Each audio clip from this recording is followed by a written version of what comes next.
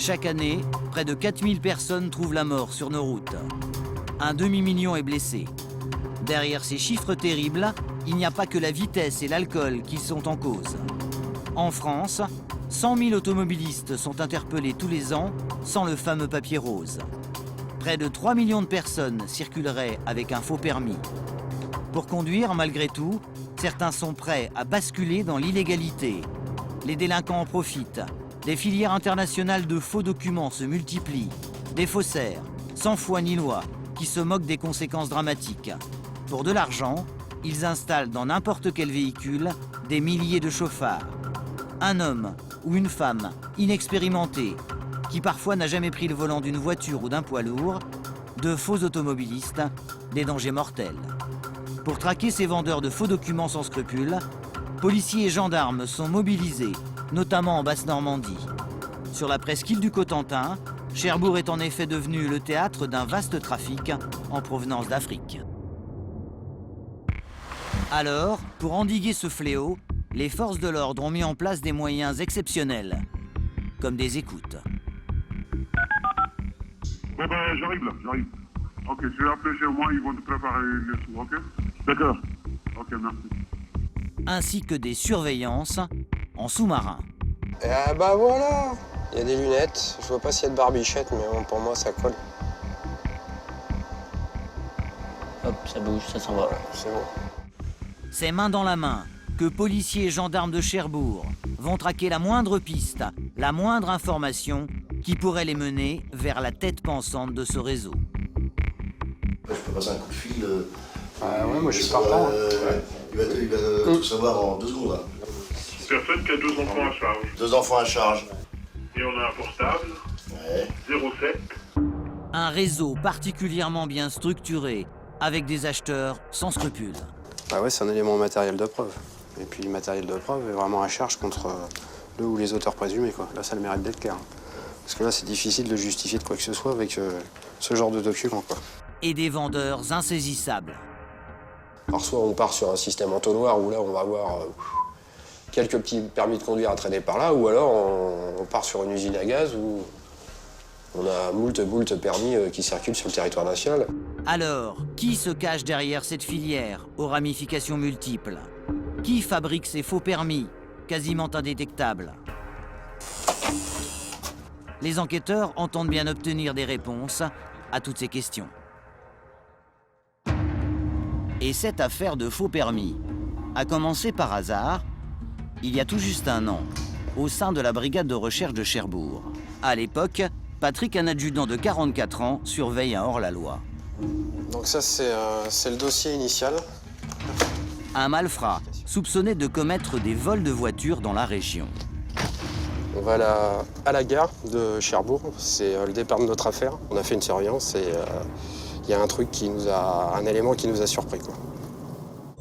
Ce jour-là, Patrick et ses collègues sont en planque, ici, sur le parking de la gare. Les enquêteurs surveillent leur cible à l'arrêt dans un véhicule. Tout à coup, le hors-la-loi que nous appellerons Boris est rejoint par un autre homme, un inconnu, à bord d'une voiture blanche.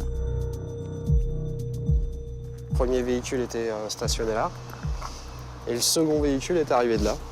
Ça a duré 2 secondes, les vitres se sont baissées, mes collègues ont vu qu'il y a eu un échange par le biais de la portière et puis 30 secondes après, les 2 véhicules étaient partis, quoi.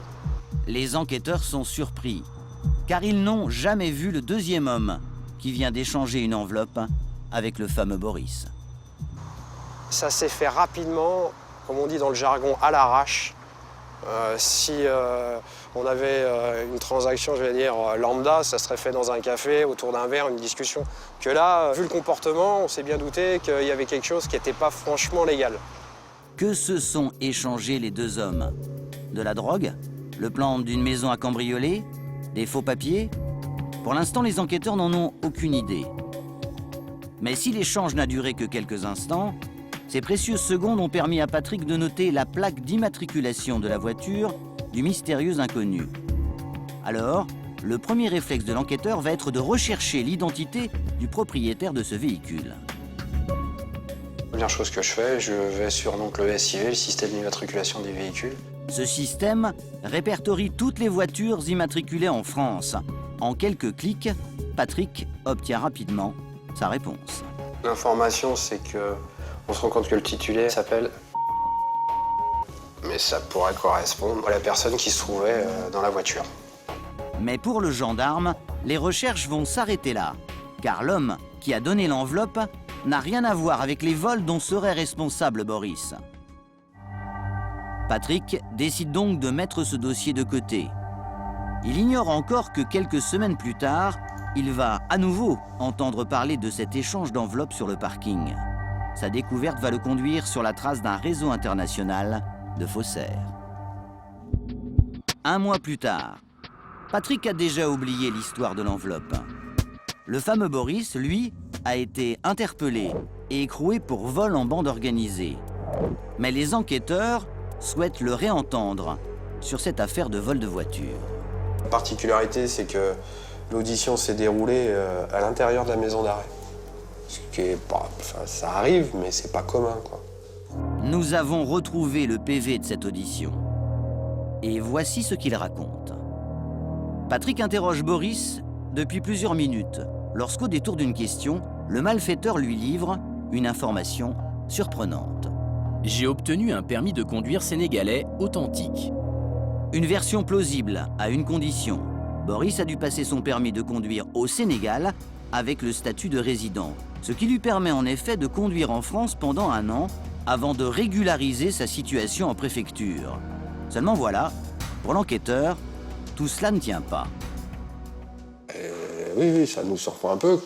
Surtout qu'on sait qu'à la période où il a passé le permis, il est incarcéré, quoi. Donc c'est un petit peu compliqué, l'histoire. On a poussé le vice jusqu'à aller vérifier, pas son emploi du temps, mais s'il n'avait pas eu des permissions de sortie. Non, pas de permission de sortie, monsieur était à la maison d'arrêt. Boris a donc menti. Il n'a jamais passé son permis en Afrique. En fait, l'enveloppe aperçue par Patrick sur le parking de la gare, quelques semaines plus tôt, contenait, selon Boris, tout simplement son faux permis. Je suis passé par l'intermédiaire d'un Sénégalais à qui j'ai versé la somme de 800 €. Boris espérait donc pouvoir conduire moto et poids lourd en déboursant seulement 800 €, au lieu des 4000 € nécessaires pour passer les 2 examens en France. Au final, l'homme roulait donc sans permis. Sans permis, c'est la fête, quoi. Un poids lourd, une moto, là, ça devient un peu inquiétant quand même, l'histoire. Pour des gens qui n'ont jamais touché un guidon d'une moto ou le volant d'une voiture. Après 2 heures d'interrogatoire, Patrick finit même par obtenir le nom de celui qui a vendu à Boris ce faux permis. Un nom qu'il connaît déjà, puisqu'il correspond au propriétaire de la 2e voiture aperçue sur le parking. L'audition terminée, l'enquêteur s'empresse de récupérer le faux document au domicile du suspect. On touche le premier élément matériel de preuve. Physiquement, on récupère le permis de conduire. Donc on n'est plus dans des histoires. Un tel raconte que, l'autre dit que. Non, là, on l'a, le permis. Physiquement, on l'a. C'est un élément matériel de preuve, l'enquête démarre. Un délinquant qui accuse, un faux permis de conduire dans ses mains. Désormais, le gendarme n'a plus qu'une idée en tête. Retrouver le vendeur, un homme que nous appellerons Youssouf. Quelques jours après la découverte de l'enquêteur, un juge d'instruction est saisi du dossier. L'affaire est sensible car d'autres faux permis circuleraient en toute impunité dans la région de Cherbourg. Désormais, Patrick doit remonter la piste du trafiquant présumé et de ses complices potentiels. Une longue traque commence alors pour l'enquêteur. Un travail de plusieurs mois. Habitude, fréquentation, mode de vie. Le gendarme ne doit rien laisser au hasard. Patrick retient déjà un premier élément. L'homme est inconnu des services de police. Alors, afin de cerner le profil de cet individu suspecté de vendre des faux permis, l'enquêteur explore tous les fichiers mis à sa disposition. Banque de données de la gendarmerie, Facebook, caisse d'allocation familiale, tout y passe. Par le biais de la CAF, on apprend qu'il est marié, qu'il a 3 enfants et qu'il perçoit des prestations sociales. Youssouf serait donc père de famille. Et ce n'est pas vraiment ce à quoi Patrick s'attendait. En tout cas, grâce à ses premières recherches, il peut enfin mettre un visage sur cet inconnu. Ouais, j'ai sa photo. Un homme d'une trentaine d'années qu'il avait aperçu de loin lors de la transaction sur le parking de la gare. Mais plus l'enquêteur fouille dans la vie de Youssouf, plus cet homme soupçonné de trafic affiche le visage tranquille d'un bon père de famille. Installé en France depuis longtemps, il aurait même obtenu la nationalité française il y a 8 ans. Son métier ? Vendeur ambulant sur les marchés. L'homme paierait ses impôts comme tout citoyen ordinaire. Mais est-ce la vérité du personnage ou une simple couverture? Patrick est bien décidé à le savoir. Alors pour ce faire, il va remuer ciel et terre et employer des moyens colossaux. Après avoir obtenu l'accord du juge, l'enquêteur va placer Youssouf sur écoute, 24 heures sur 24. Car si cet homme est bien vendeur de faux permis, il se pourrait qu'il repasse à l'action dans les prochaines semaines. Voilà. Alors, le gendarme va espionner toutes ses conversations téléphoniques. On a dû passer entre 2 et 4 heures par jour sur la station d'écoute à écouter l'ensemble des communications. Pendant 2 mois, Patrick va écouter, enregistrer tous les appels entrants et sortants du portable de Youssouf. Au total, plus de 2500 communications. Un travail de titan. Et là encore, l'homme va apparaître comme un citoyen modèle, plus préoccupé par ses enfants que par un quelconque trafic. D'accord. Là, je suis arrivé à ce là parce que je suis avec Ramon, je vais y descendre directement là. Non, tu passes chez moi et les enfants ils vont te donner 60 € parce qu'il faut compléter. Si ces conversations peuvent paraître anodines, elles permettent aux gendarmes de se familiariser avec sa cible. On apprend à le connaître, on apprend à connaître mieux sa diction, savoir que quelquefois il peut être au téléphone mis en une position peu enviable et on voit un petit peu comment il peut réagir. Car Patrick en est persuadé. Youssouf serait bel et bien impliqué dans un trafic de faux permis. Il serait peut-être même au cœur d'un réseau d'origine sénégalaise. Alors, pour en savoir plus, il va lui falloir aller au contact, quitte à prendre des risques. Prochaine étape, surveiller le domicile de cet homme qui, vous allez le voir, n'a pas fini d'intriguer les enquêteurs. Une semaine plus tard, Patrick obtient du renfort. Voici Philippe, 47 ans, un enquêteur spécialiste des faux documents de la police de l'air et des frontières. Salut Patrick. Salut Philippe. Désormais, la gendarmerie et la police travaillent ensemble sur cette affaire.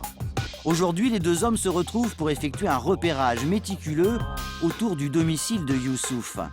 Cet homme, apparemment sans histoire, est pourtant suspecté d'être un vendeur de faux permis.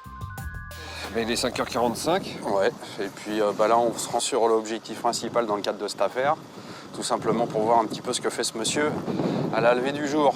Bon, je crois qu'on est parti. On est parti. Allez, go. Ce repérage des lieux permettra aux enquêteurs de préparer les surveillances futures. Car Patrick et Philippe ne comptent plus lâcher leur homme. Ils vont l'épier pour tenter de découvrir si cet honorable père de famille n'a rien à se reprocher. Après 2 heures de route, le domicile du suspect apparaît enfin. Donc on fait un passage à l'arrache. Et puis après, il va falloir se positionner quelque part. Youssouf réside dans cette barre d'immeubles. Alors pour ne pas éveiller les soupçons, les enquêteurs décident de se poster un peu en retrait sur un parking qui offre une vue plus dégagée sur l'appartement ciblé.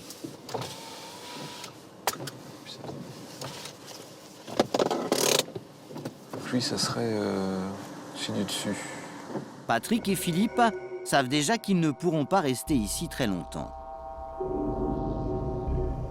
Si on est là à observer un endroit précis, ça peut aussi inquiéter d'autres personnes qui n'ont rien à voir avec l'affaire et qui peuvent très bien appeler le service de police. C'est le genre de choses qui peut arriver aussi. Hein.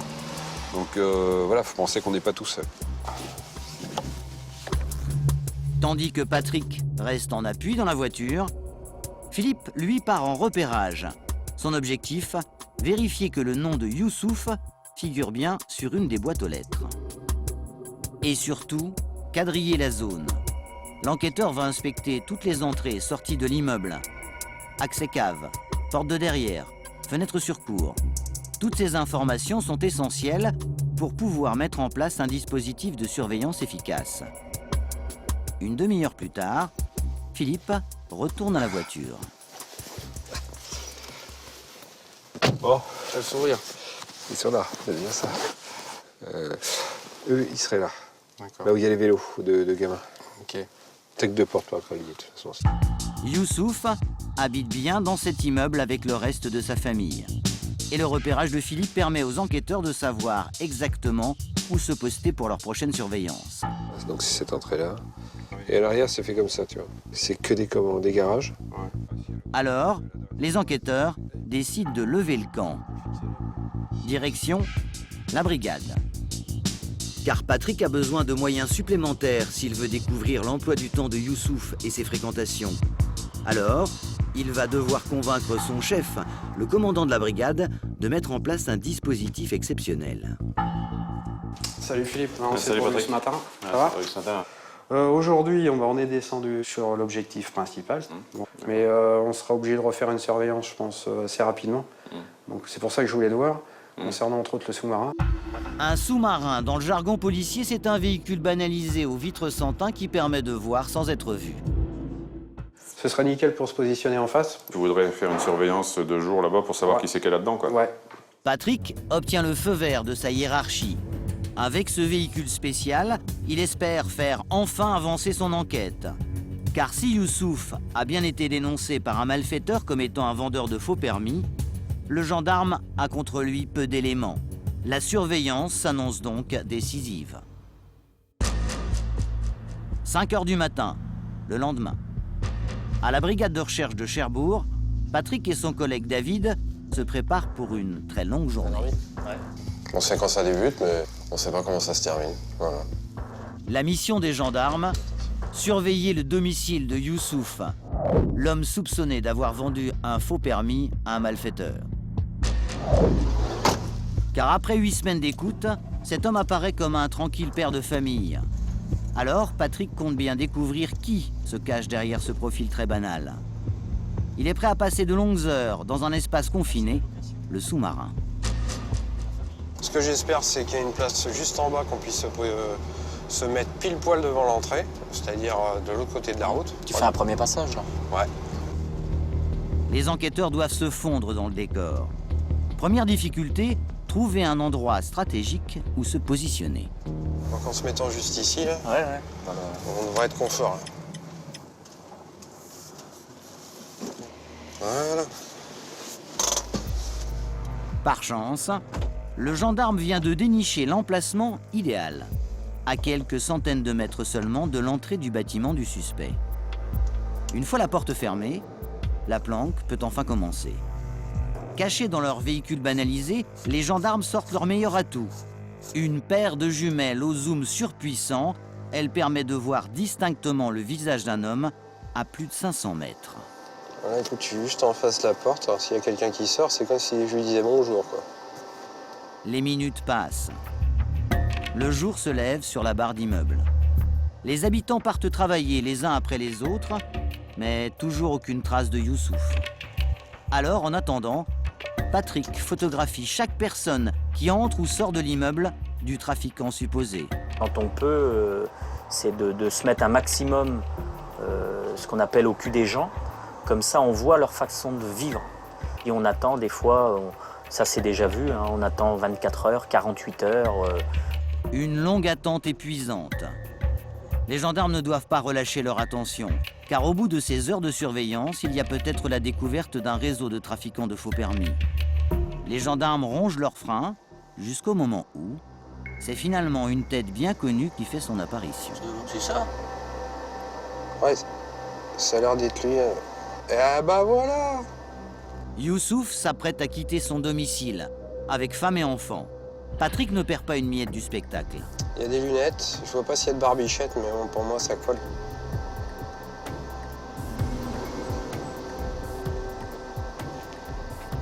Hop, ça bouge, ça s'en va. C'est bon. T'es par là. Méfie-toi. Tiens, voilà.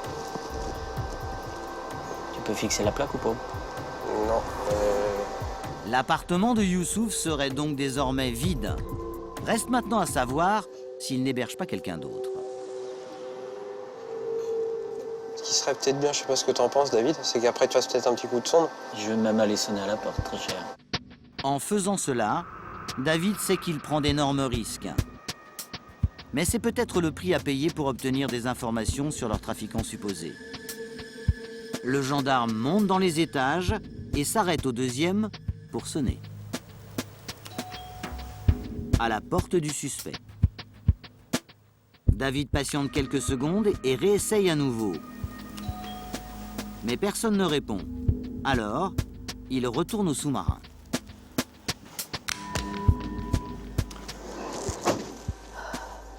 Il n'y a plus personne. Plus personne. Ouais. Pendant plusieurs heures, les enquêteurs attendront le retour de Youssouf. En vain. Une fois encore, ce trafiquant supposé leur a donné l'image d'un homme sans histoire, en conduisant ce matin ses enfants à l'école. Mais Patrick, lui, reste persuadé qu'il est impliqué dans un réseau, et ce, à cause du témoignage d'un malfrat qu'il a clairement identifié comme un vendeur de faux permis. On va acter tout ça.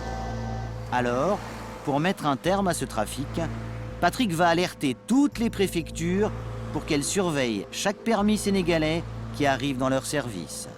Et il ne va pas tarder à s'apercevoir que d'autres faux se répandent dans toute la région.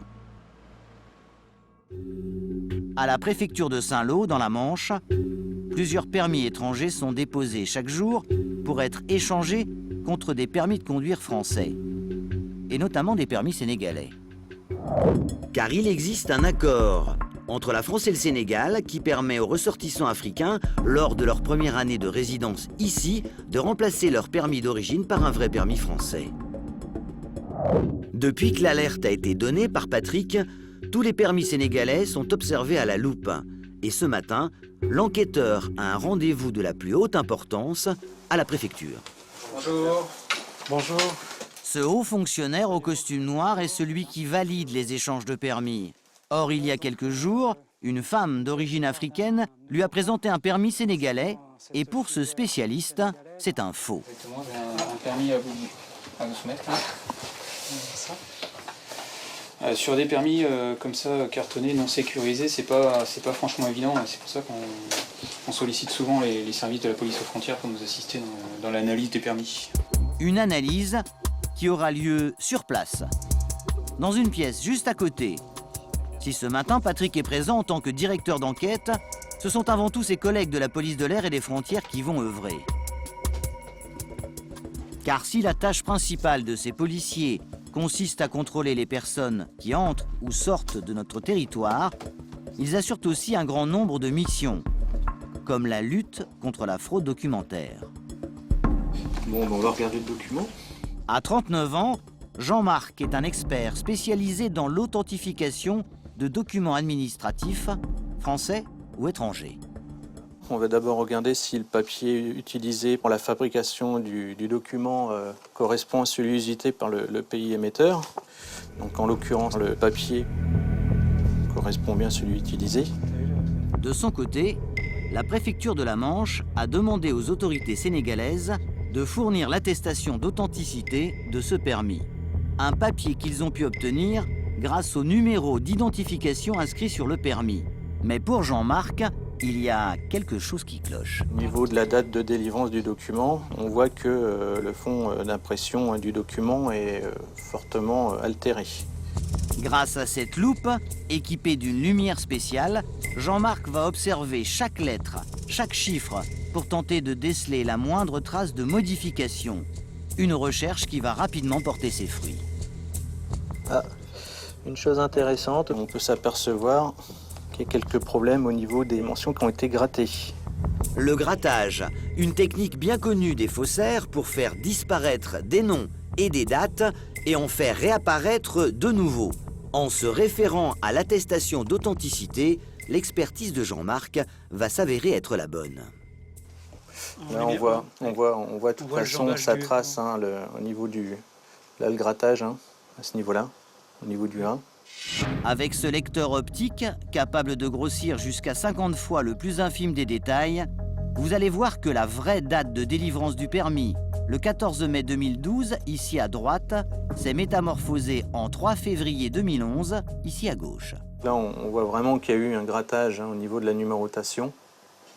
On a la barre du 4 à ce niveau-là. Là, ça a été fortement altéré, mais là, il reste encore des anciennes traces de la numérotation. À ce niveau-là aussi. Là, ça a été repris, il y a même un morceau du 5 qui a été repris sur le 2, à ce niveau-là. Conclusion, document falsifié. Ouais. Parfait. Voilà. Bon, comme ça, tu me remettras ça. Donc, j'intégrerai ça dans la procédure. Pas de souci. Pour les enquêteurs, l'analyse est terminée. Placé sous scellé, ce faux permis de conduire africain vient s'ajouter à celui remis par Youssouf à un malfaiteur. Du coup, Patrick reprend espoir. Ah ouais, c'est un élément matériel de preuve. Et puis le matériel de preuve est vraiment à charge contre le ou les auteurs présumés, quoi. Là, ça a le mérite d'être clair. Parce que là, c'est difficile de justifier de quoi que ce soit avec ce genre de document, quoi. Cette femme a-t-elle acheté ce faux document auprès de Youssouf ou provient-il d'une autre filière? Ces questions et tant d'autres, Patrick ne cesse de se les poser. Mais il va devoir rapidement trouver des réponses, car le trafic ne semble pas prêt de vouloir s'arrêter. Une semaine plus tard, c'est le collègue de Patrick, Philippe, le chef de la PAF, qui est à son tour mobilisé. Tu vois, ce que je trouve bizarre, moi, c'est que ça, les lignes, là, elles sont en biais par rapport au cadre. Et ça, c'est vraiment surprenant. Un autre permis suspect a été détecté par la préfecture de la Manche. Là encore, il est issu du Sénégal. Là encore, il aurait été falsifié. On trouve donc un tampon qui est une imitation du vrai tampon de l'autorité qui signe les permis de conduire. Et il se trouve que c'est pas du tout le même tampon que l'original. Et en approfondissant leurs recherches, voilà ce que les policiers ont découvert en se référant à un authentique permis sénégalais. Outre les différences d'impression et de tampons apposés, l'anomalie la plus visible concerne ces toutes petites croix. Sur un vrai permis ici à gauche, les cases des catégories n'ayant pas été validées doivent en comporter 15 exactement. Mais sur le faux permis, ici à droite, on en dénombre 18. Les enquêteurs aimeraient maintenant découvrir si Youssouf est impliqué. Car une fois encore, l'homme qui a voulu échanger son faux permis africain contre un permis français habite la région. Alors Patrick prend ce nouveau cas très au sérieux. Alors soit on part sur un système entonnoir où là on va avoir quelques petits permis de conduire à traîner par là, ou alors on part sur une usine à gaz où on a moult permis qui circulent sur le territoire national. Parce que si ça se fasse un jour dans la Manche, bien évidemment, forte probabilité que ça se fasse ailleurs. Hein. Seul moyen de le savoir, enquêter sur cet homme et cette femme en possession de faux permis sénégalais. Se connaissent-ils? Ont-ils fréquenté Youssouf? C'est ce que Patrick va tenter de découvrir. Déjà, on va vérifier s'ils sont plus ou moins connus des services de police et de gendarmerie. Donc on va aller vérifier l'ensemble des données sur le TAJ. Ce fichier commun répertorie tous les auteurs d'infractions. Si l'homme ou la femme ont commis des délits par le passé, ils devraient apparaître sur cet écran. Non, on n'a rien du tout, elle est inconnue. Rien à signaler concernant la femme. Alors Patrick renouvelle l'expérience en tapant cette fois le nom de l'homme. Inconnu aussi. Donc c'est des gens qui n'ont aucun antécédent judiciaire. Comme Youssouf, son principal suspect dans ce trafic de faux permis, les deux individus semblent être au-dessus de tout soupçon. Ils n'ont jamais eu affaire à la police. Alors comment croire qu'ils soient impliqués dans une telle affaire? C'est finalement en comparant leurs adresses respectives que Patrick va s'apercevoir d'un détail troublant. Leur lieu de résidence paraît surprenant, puisque ces deux personnes-là habitent à 800 mètres l'une de l'autre. L'homme et la femme au faux permis habitent en fait dans la même ville à une centaine de kilomètres de Cherbourg. Il se pourrait donc qu'ils se connaissent. Patrick compte donc se rendre prochainement sur place avec une seule idée en tête. Trouver de nouveaux éléments sur ce réseau présumé de faussaires qui gangrène la région. 2 jours plus tard, c'est accompagné de Philippe, le chef de la police de l'air et des frontières, que Patrick se rend dans la ville où résident les deux nouvelles cibles. Un homme et une femme qui ont cherché à échanger en préfecture un faux permis africain contre un vrai permis français. Si les enquêteurs effectuent ce déplacement à 2 heures de Cherbourg, c'est parce qu'ils ont reçu un tuyau sérieux au sein d'une petite gendarmerie. Le chef d'une des brigades locales bénéficierait d'un contact très haut placé qui aurait accès à des informations confidentielles. Bonjour. Bonjour. Jean-Chef. Bonjour. Jean-Philippe, les maires de Cherbourg. C'est au premier étage de cette brigade que tout va se jouer maintenant. Je peux passer un coup de fil. Ouais, moi je suis savoir, partant. Il va tout savoir en 2 secondes. Là.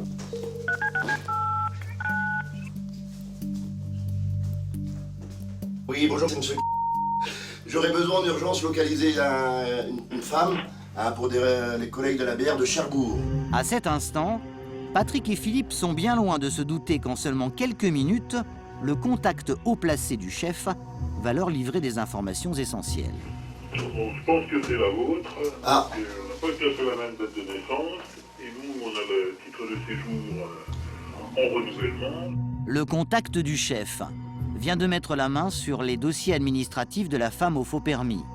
Impôts, assurance chômage, état civil, aucun détail ne lui échappe. Personne qui a 2 enfants à charge. 2 enfants à charge. Et on a un portable. Ouais. 07. Première information, avec son casier vierge et ses 2 enfants, cette femme n'a pas vraiment le profil d'une faussaire. Mais les enquêteurs vérifient chaque élément. C'est le numéro qu'il te faut? Ouais, juste regarde si c'est de ton année. Ouais, c'est ça, 97-73, c'est ça. Après une recherche détaillée sur la femme, ils vont maintenant s'intéresser à l'autre suspect, l'homme d'origine africaine.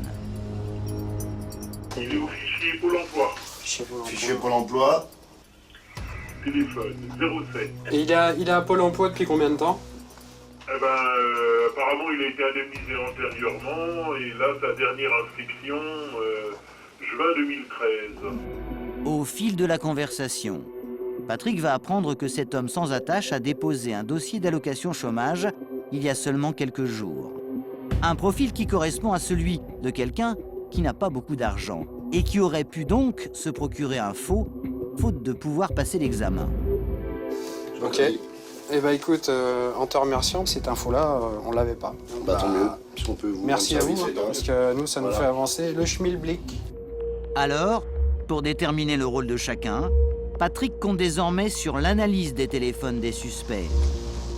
Mais à travers eux, celui qu'il aimerait atteindre, c'est Youssouf, le trafiquant présumé de ces faux permis. Pour l'instant, les preuves contre lui sont minces, mais les enquêteurs espèrent enfin pouvoir remonter jusqu'à lui.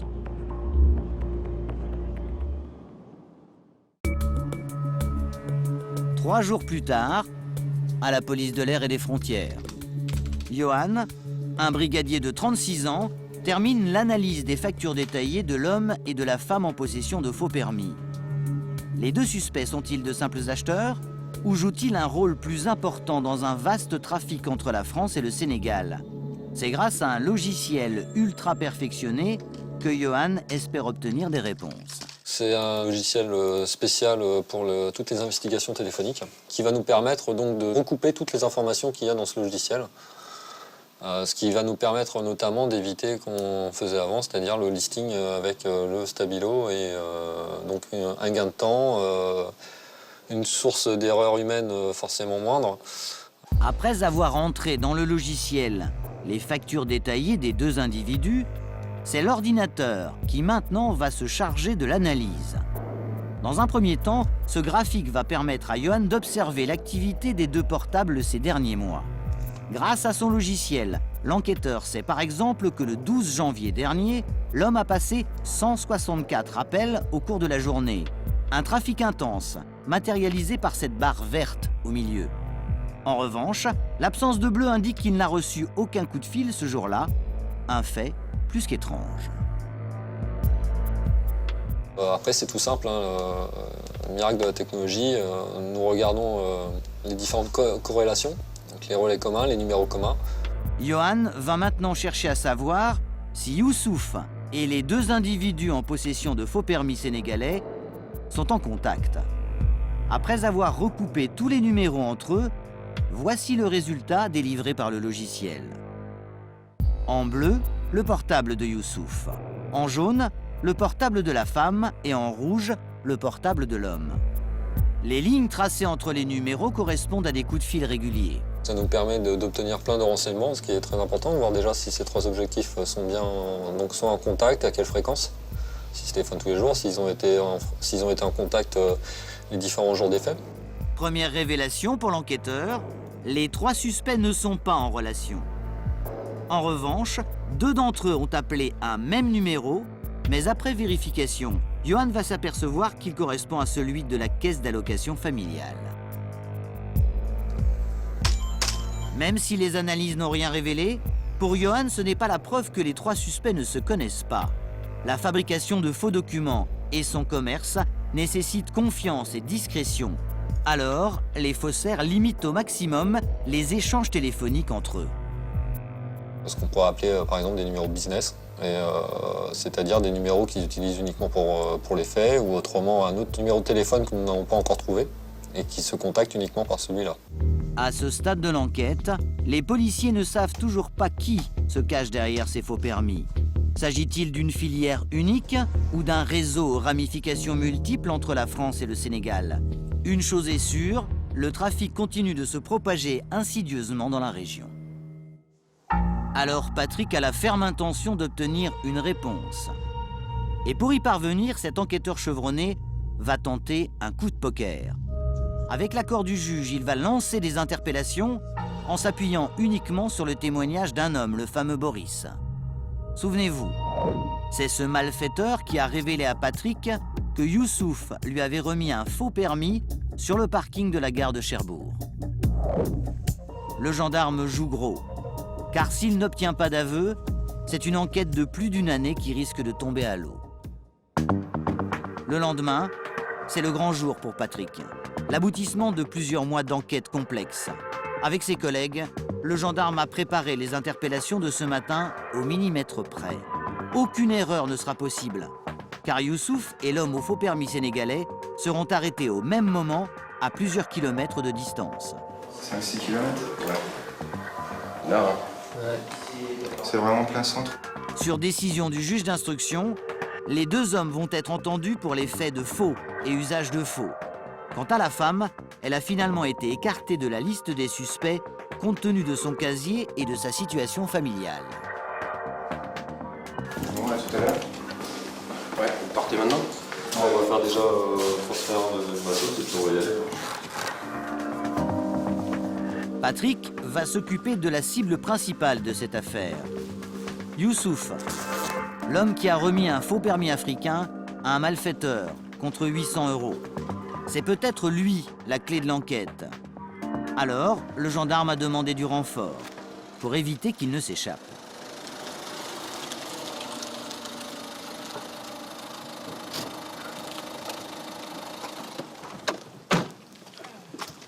Pati, forme? Au total, le dispositif mis en place pour cet objectif prioritaire est composé de 6 policiers et gendarmes, dont Philippe, le chef de la police de l'air et des frontières. Bon, c'est parti. C'est parti. On y va. Go. Sur la route qui mène chez le suspect, les enquêteurs ont bien conscience qu'ils jouent là une partie importante. Car pour le moment, ils n'ont aucune preuve leur permettant d'incriminer Youssouf dans un trafic de faux permis. La perquisition de ce matin sera donc décisive. La perquisition, c'est toujours important, c'est là où on peut trouver des éléments matériels, parce que si c'est le fournisseur, peut-être qu'il a déjà d'autres permis en attente, c'est pas impossible. Il a peut-être des éléments d'identité ou de photos qui pourraient permettre de dire que oui, il le fait par habitude, qu'il a fait d'autres permis. Il peut être aussi pourquoi pas, il peut être aussi le faussaire, celui qui personnalise les permis. Une fois arrivés sur place, les policiers et les gendarmes se préparent pour l'interpellation. Il est 6 h du matin, l'heure légale pour intervenir. En avant. C'est parti. Toutes les lumières de l'immeuble sont éteintes. Le quartier est encore endormi. Les enquêteurs comptent sur l'effet de surprise pour cueillir le suspect au saut du lit. Dans quelques instants sur D8, Patrick et Philippe vont enfin découvrir qui se cache derrière ce trafic international de faux permis. Mais moi, je vous demande de le lire. Attestation. Tu vas pas lire? Non, mais je vous demande de le lire. Entre acheteurs, intermédiaires, faussaires, les cibles des enquêteurs sont multiples. Mais ce qu'ils recherchent avant tout, c'est l'endroit où ces faux sont fabriqués. Est-ce que vous reconnaissez l'avoir en tout cas remis, ce permis-là, l'avoir remis, lui avoir donné? Je peux pas vous dire, franchement, je ne connais pas. Non. Pourquoi ne pas le reconnaître? La réponse à toutes ces questions, c'est tout de suite, après la pub. Sur la route qui mène chez le suspect, les enquêteurs ont bien conscience qu'ils jouent là une partie importante. Car pour le moment, ils n'ont aucune preuve leur permettant d'incriminer Youssouf dans un trafic de faux permis. La perquisition de ce matin sera donc décisive. La perquisition, c'est toujours important, c'est là où on peut trouver des éléments matériels, parce que si c'est le fournisseur, peut-être qu'il a déjà d'autres permis en attente, c'est pas impossible. Il a peut-être des éléments d'identité ou de photos qui pourraient permettre de dire que oui, il le fait par habitude, qu'il a fait d'autres permis. Il peut être aussi pourquoi pas, il peut être aussi le faussaire, celui qui personnalise les permis. Une fois arrivés sur place, les policiers et les gendarmes se préparent pour l'interpellation. Il est 6 h du matin, l'heure légale pour intervenir. En avant. Toutes les lumières de l'immeuble sont éteintes. Le quartier est encore endormi.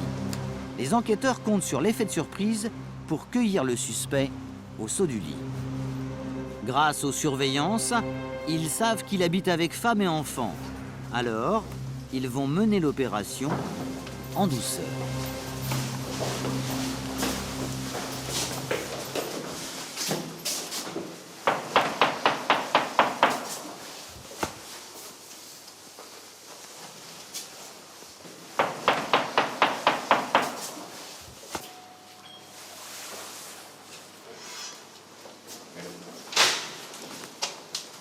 Bonjour monsieur. C'est la police. Oui, bonjour. Bonjour. On se présente, c'est la police et la gendarmerie. Voilà, donc on vient vous présenter une commission rogatoire, une délégation d'un juge d'instruction de Cherbourg. À peine réveillé, Youssouf ne semble pas vraiment comprendre ce qui lui arrive. Ouais. Et puis après, vous allez pouvoir vous habiller tranquillement. Il y a du monde dans l'appartement? Votre épouse est là, des enfants? Des enfants, oui. Ok. Voilà. La commission rogatoire, juge d'instruction de Cherbourg. Les usages de faux documents administratifs et le faux usage de faux. Oui. Oui, tout à fait. Donc on va vous laisser vous habiller. Habillez-vous tranquillement déjà. Vous expliquer tout ça tranquillement. Comme l'homme n'a aucune réaction, Patrick veut s'assurer qu'il saisit bien la gravité des faits qui lui sont reprochés. Vous avez compris pourquoi on est là? Ouais, parce que non, j'ai compris que vous êtes là, mais je comprends pas, c'est bon. Ok. Bah après, on va vous expliquer. Ouais. On a 24 heures, voire 48 heures pour délayer tout ça. Vous savez pas, mais moi, on les connaît par cœur. Moi, tout le monde, je sais bien. Patrick veut prendre l'ascendant sur Youssouf afin de poser les jalons de ce que seront leurs échanges à venir. Mais il doit garder son calme, car les enfants du suspect sont dans la pièce à côté et dorment encore. Le tout, c'est que ça se passe en bonne intelligence. On n'est pas là pour vous emmerder, on n'est pas là pour emmerder votre femme, ni vos gamins. On va faire une perquisition. On est obligé de le faire, on cherche des choses bien précises. Et puis après, on ira... Ouais, mais pas les chambres des gamins.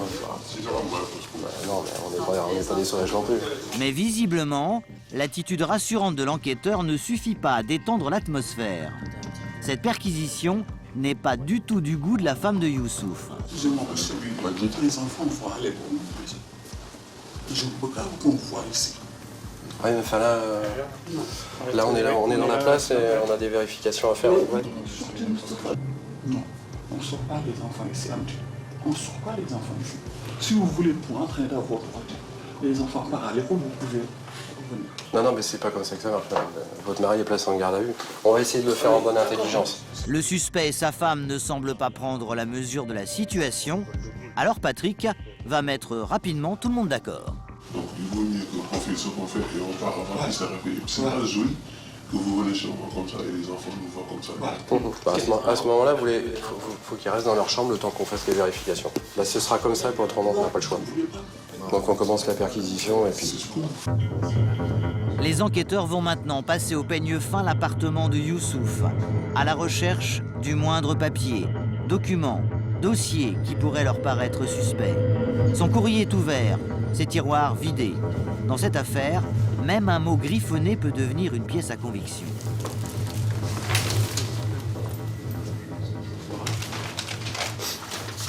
Vous pouvez me dire ce qui est marqué là-bas?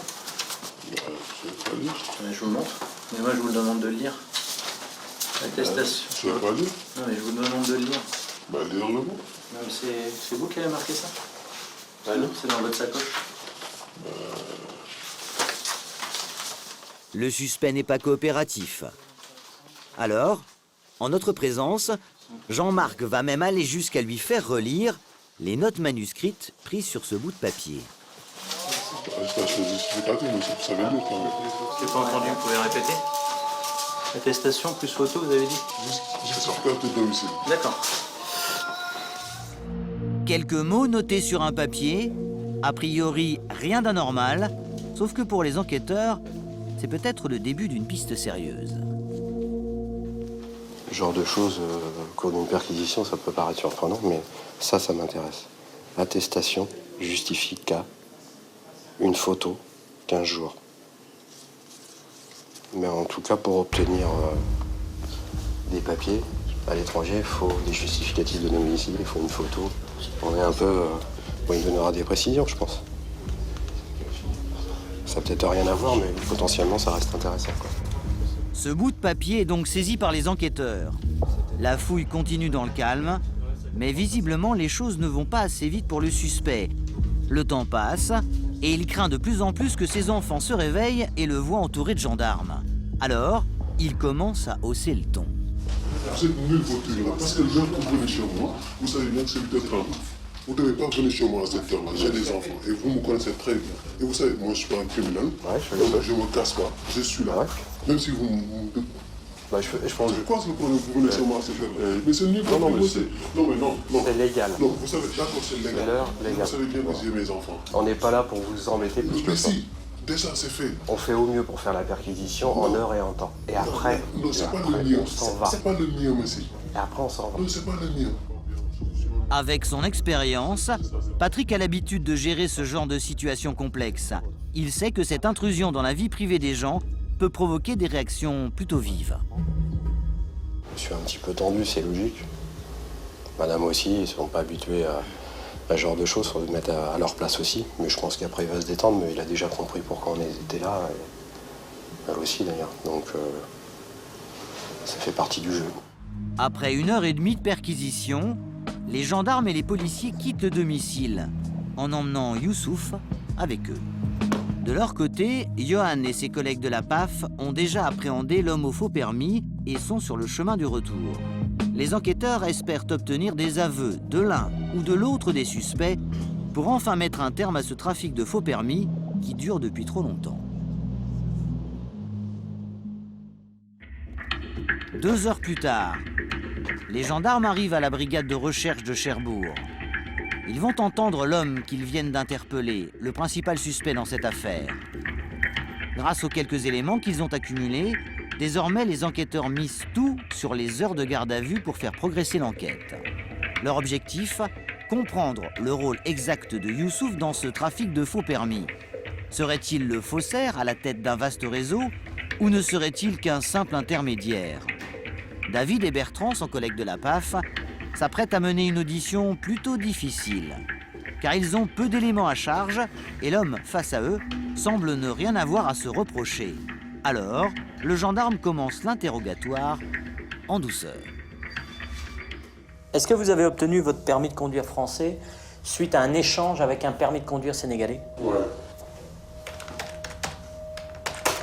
Je suis arrivé ici en 2003 en France et j'ai fait mes papiers pour ma nationalité. Et donc, j'ai eu ma nationalité par mon père en 2005. D'accord. Après, à la préfecture, ils m'ont dit qu'il faut que ramenez votre permis, voilà les Français, parce que sur le moment où vous avez votre nationalité, vous n'avez plus le droit de rouler avec votre permis. Le suspect confirme ce que les enquêteurs savent déjà. Il aurait acquis son permis de conduire en toute légalité. Mais derrière cette question anodine, ce qui intéresse David et Bertrand, c'est de savoir si Youssouf a bel et bien profité de ce système légal d'échange pour développer un réseau de faux permis. Car il le soupçonne d'avoir été en contact avec Boris, ce malfrat qui lui aurait acheté sur le parking de la gare un faux permis africain dans le but de l'échanger contre un vrai document français. Reste maintenant à savoir si ce nom dit quelque chose à Youssouf. Le 10 mai 2012, vous êtes vu dans le cadre d'une opération de surveillance de gendarmes à la gare de Cherbourg-Octeville. Là, vous entrez en contact avec... Non, c'est pas moi. Ce n'est pas vous. Le suspect nie tout contact avec le malfaiteur. Ce n'est pas lui qui aurait été présent sur le parking de la gare ce jour-là. Alors, les enquêteurs vont tenter de le déstabiliser en lui laissant entendre qu'il dispose d'éléments suffisants pour prouver le contraire, car ils savent que c'est bien sa voiture qui a été aperçue sur le parking. Nous, on vous dit le 10 mai 2012, Non, c'est pas moi. à la gare de Cherbourg, ici. Ouais. Vous arrivez avec votre Peugeot de l'époque. Non, c'est pas moi. C'est quand même ballot que le jour où il y a une surveillance sur à la gare de Cherbourg, il y a quelqu'un qui, exactement quelqu'un comme vous, qui est vu par les gendarmes et qui arrive au volant d'un véhicule Peugeot Break et ce véhicule, il ressort à votre nom. Vous pouvez m'écouter s'il vous plaît? Et moi en plus, j'ai jamais eu une voiture Peugeot Break. Jamais. Vous pouvez vérifier, mais j'ai jamais eu une voiture Peugeot Break. Youssouf persiste à nier. Il affirme même que la voiture aperçue par les gendarmes ne lui appartenait pas. Et il semble être de bonne foi. Après une demi-heure d'audition, les enquêteurs s'interrogent. S'acharnerait-il sur un faux coupable? Se serait-il trompé? Alors, pour en avoir le cœur net, ils vont tenter le tout pour le tout avec un nouvel argument bien plus accablant. Car le suspect ignore que Boris, le malfrat aujourd'hui incarcéré pour vol, était placé sous surveillance téléphonique à l'époque de leur présumée rencontre sur le parking de la gare. Et l'examen des factures détaillées a révélé aux enquêteurs qu'il a bel et bien été en contact avec Youssouf à de nombreuses reprises. David et Bertrand ne le savent pas encore, mais ce nouvel élément va enfin leur permettre de trouver une faille dans la ligne de défense du mis en cause. Expliquez-moi comment il téléphone sur votre ligne fixe et vous calez un rendez-vous le lendemain, le 10 mai, à 11h à la gare. Les gendarmes qui surveillent à l'époque vous voient arriver au volant d'un véhicule qui vous appartient. Vous trouvez, ça fait un peu beaucoup. Non mais oui, mais c'est possible que ça peut être ma voiture, oui d'accord. Le suspect vient de lâcher une information essentielle. La voiture aurait peut-être été à lui, finalement. En revenant sur ses déclarations, il sait qu'il affaiblit sa défense, alors il tente de fournir une explication. Il y a plusieurs personnes qui dorment chez moi. Que je le prête ma voiture, il part où il veut et tout. Donc, parce que je le fais confiance. Donc il y a des gens qui viennent chez moi, que je laisse tout le monde chez moi qui téléphone. Là, ce que vous sous-entendez, c'est quand il est presque 22h le soir à votre domicile, c'est quelqu'un qui utilise votre ligne fixe pour prendre rendez-vous avec pour le lendemain à 11h à la gare de Cherbourg. J'ai jamais des rendez-vous comme ça ou des rendez-vous de documents, jamais. Manifestement, Youssouf ne compte pas passer aux aveux. Il prétend que ce serait quelqu'un d'autre, chez lui, qui aurait répondu au téléphone, qui aurait pris rendez-vous avec Boris, qui aurait emprunté sa voiture pour se rendre au parking de la gare. Des arguments peu crédibles pour les enquêteurs. Alors ils décident de faire monter la pression d'un cran. Le juge d'instruction qui suit cette affaire-là, il a donc eu toute la possibilité et toute la facilité de rencontrer, et pour cause, puisqu'il est en prison. Et dans le cadre des vrais faux permis, il parle qu'il a eu ce faux permis par le biais d'un homme comme vous. S'il dit ça, c'est faux. C'est faux. C'est pas moi qui récupère les permis, c'est pas moi qui le donne. Non. Est-ce que vous reconnaissez l'avoir en tout cas remis à ce permis-là, l'avoir remis, lui avoir donné? Je ne peux pas vous dire, franchement, je ne connais pas. Je connais pas. Non. Pourquoi ne pas le reconnaître? Pourquoi ne pas le reconnaître? Parce que je ne suis pas dedans. Rien n'y fait. Youssouf n'en dira pas plus. Alors, David va maintenant changer de tactique et l'interroger sur les 2 autres suspects dans cette affaire. L'homme et la femme qui ont cherché à échanger à la préfecture de la Manche leur faux permis africain contre un vrai permis français.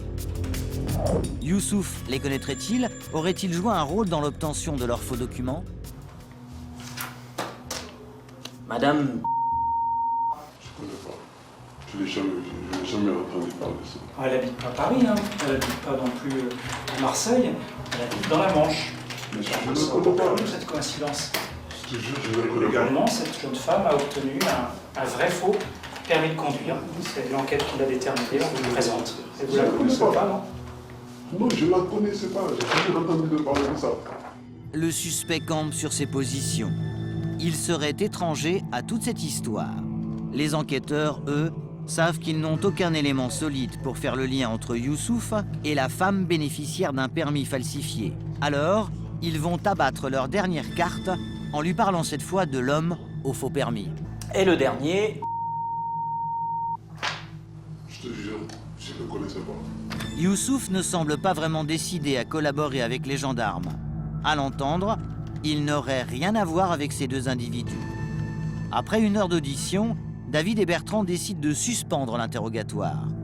Mais avant cela, ils tentent d'impressionner leur interlocuteur une dernière fois en mettant en avant la gravité des faits. Vous avez bien, pris conscience de ce que cette déclaration peut engendrer comme suite judiciaire, puisqu'on est dans le cadre d'une instruction. Et si vous en êtes l'auteur, distribuer des permis de conduire comme ça à tout va à des personnes qui sont pas détenteurs de l'examen, au niveau de c'est quand même une infraction grave. C'est bien. Des dangers ambulants sur la route. Je sais bien, mais c'est pas moi. Fin de l'audition. Les gendarmes espèrent que le suspect réfléchira davantage en cellule. Et ils comptent aussi sur le travail de leurs collègues policiers qui ont arrêté l'homme au faux permis. Car au même moment, un peu plus loin en ville, l'individu s'apprête à être entendu dans les locaux de la police de l'air et des frontières. Pour les enquêteurs, tout l'enjeu désormais est de savoir si cet homme aurait été fourni par Youssouf. Asseyez-vous. Et c'est Johan qui va mener l'interrogatoire. Une audition assez surréaliste, où le policier va découvrir comment combine et petits trafics entre la France et le Sénégal permettent d'obtenir des faux permis en toute facilité. Mais au départ, tout commence de façon banale. Alors vous avez déposé à la préfecture de Saint-Lô un permis de conduire sénégalais qui semblerait être faux. Moi, j'ai pas utilisé de faux. En présence de son avocate, l'homme nie avoir obtenu son permis de conduire de façon frauduleuse. Pour tenter de le coincer, Johan va chercher à savoir s'il connaît le principal suspect. Je vais vous demander si vous reconnaissez certaines personnes dessus. Le policier lui présente une planche photo où le portrait de Youssouf a été glissé au milieu d'autres visages. Aucune de ces personnes? Aucune réaction en apparence, alors l'enquêteur se montre plus explicite. Est-ce que vous connaissez un certain monsieur... Ici en France. Vous l'avez peut-être connu ailleurs, je sais pas. Bon, j'ai connu des noms, mais c'est des footballeurs sénégalais, des professionnels. Ni aveu, ni indice. L'audition piétine, mais Johan ne perd pas de vue son objectif. Découvrir comment cet homme s'est procuré son faux permis de conduire. Pour cela, il va changer de technique et questionner le suspect sur son pays d'origine. Il espère ainsi le pousser à admettre que son permis sénégalais est bien un faux. Est-ce que vous savez à partir de quel âge on peut passer son permis de conduire au Sénégal? Je sais pas. Alors, à quelle date et à quel âge avez-vous passé votre permis de conduire? Moi, j'ai pas passé le permis. Cet homme et Youssouf ont-ils vraiment des choses à se reprocher? Ou bien les enquêteurs font-ils fausse route depuis le début? Vous le découvrirez juste après la pause. Entre doute Je te jure, je ne te connaissais pas. et révélation. Moi, je ne vais pas passer mon permis ici. Je n'ai pas les moyens. Les policiers et les gendarmes de Cherbourg vont pousser les deux suspects dans leur dernier retranchement. Mais à quel prix? On a vu de mes enfants, j'ai dit ça pour... Ni aveu, ni indice. L'audition piétine, mais Johan ne perd pas de vue son objectif. Découvrir comment cet homme s'est procuré son faux permis de conduire. Pour cela, il va changer de technique et questionner le suspect sur son pays d'origine. Il espère ainsi le pousser à admettre que son permis sénégalais est bien un faux. Est-ce que vous savez à partir de quel âge on peut passer son permis de conduire au Sénégal? Je sais pas. Alors, à quelle date et à quel âge avez-vous passé votre permis de conduire? Moi, j'ai pas passé le permis. Une affirmation qui sonne comme un aveu. La ruse de Johan a fonctionné. L'homme ne semble pas réaliser qu'il vient de reconnaître implicitement que son permis actuel est un faux. Confiant, l'enquêteur poursuit ses questions pour découvrir l'origine du document falsifié. Alors, comment avez-vous obtenu le permis de conduire établi à votre nom et que vous avez déposé en préfecture de... Moi, je ne pouvais pas passer mon permis ici. Je n'avais pas les moyens. Je peux envoyer de l'argent, je peux demander à ma famille qu'ils me fassent envoyer un permis. Ils m'ont dit qu'il faut que j'envoie la photocopie de ma pièce d'identité, mes photos d'identité. Et là, sont 200 €. Il y a une dame qui fait le commerce entre le Sénégal et la France. L'homme aurait donc tout simplement acheté son faux permis grâce à sa famille qui vit en Afrique. Et tout cela pour 200 €, bien loin des 1500 € nécessaires pour passer l'examen en France. Et pour vous, obtenir un permis sans passer les épreuves théoriques et pratiques, d'accord, juste en payant, comme commander un vulgaire objet par correspondance, c'est une manière légale d'obtenir un tel document. Chez nous, tu as besoin de quelque chose. D'accord. Tu juste à payer, tu payes, tu donnes de l'argent.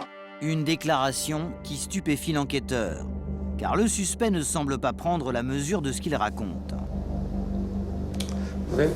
L'homme n'a en effet jamais pris une seule leçon de conduite. Et si son échange de permis avait fonctionné, il aurait pu se retrouver au volant d'une voiture en France sans jamais être inquiété. Grâce à son témoignage, Johan vient en tout cas d'obtenir des informations essentielles pour l'enquête.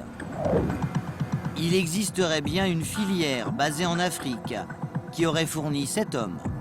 Mais les enquêteurs aimeraient maintenant savoir si Youssouf s'approvisionne au même endroit. Alors, Johan et ses collègues ont décidé de convoquer un témoin très proche du principal suspect, sa propre épouse. Et ils comptent bien la faire parler sur les déplacements éventuels de son mari entre la France et le Sénégal.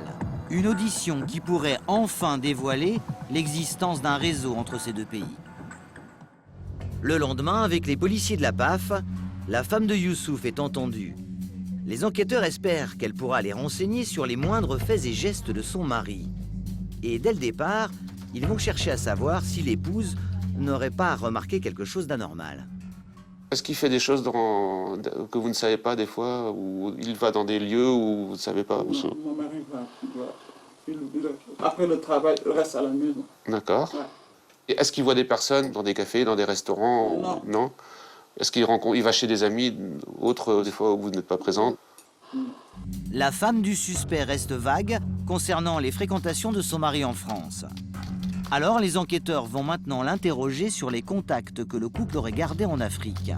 Avec une idée en tête, obtenir de nouveaux éléments leur permettant d'étayer la thèse d'un trafic de faux permis dans lequel Youssouf serait impliqué. Dans vos fréquentations, dans celle de votre mari à Dakar, est-ce que des personnes travaillent dans les bureaux pour, je sais pas, comme chez nous à la police non?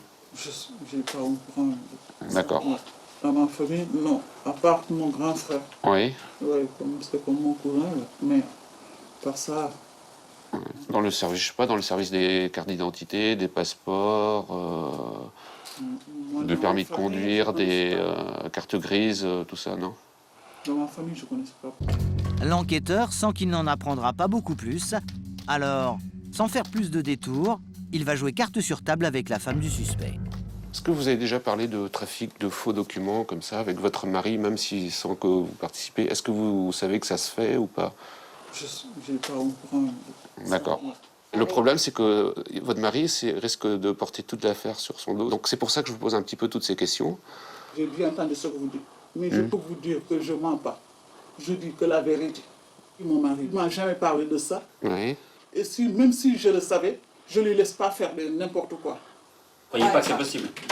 Je ne crois pas que ça peut être. Nullement impressionnée par les accusations qui pèsent sur son mari, la femme du suspect botte en touche. Après une heure d'audition, les enquêteurs n'auront pas réussi à la faire parler. Au dire de cette femme, son mari serait au-dessus de tout soupçon. Mais les gendarmes ont des doutes.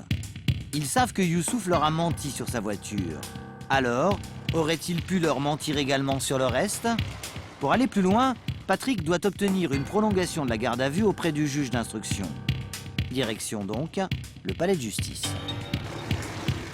Pendant 1 heure, derrière ses fenêtres, Youssouf va devoir répondre aux questions du magistrat. L'enquêteur, lui, va présenter au juge le peu d'éléments dont il dispose contre le suspect. Une plaque d'immatriculation, un témoignage, des écoutes téléphoniques et aussi un mensonge avéré dans les bureaux de la gendarmerie. À la sortie du palais de justice, Patrick est plutôt confiant. Le juge a prolongé les gardes à vue, puisqu'au vu des éléments qui ont été présentés et les déclarations du mis en cause, on a un paquet d'incohérences, limite des évidences.